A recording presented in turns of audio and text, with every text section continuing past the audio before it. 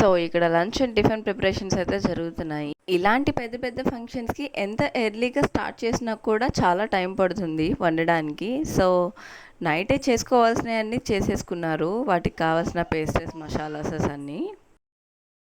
Tiffin section అయితే start అయిపోయింది dining హాల్లో. సో ఇక టైం అయిపోయింది కాబట్టి ఆల్మోస్ట్ రెడీ అవ్వాలి ఇక.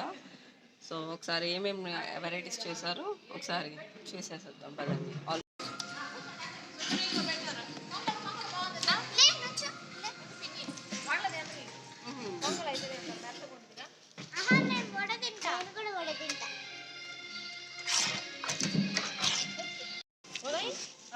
వడ, చట్నీ,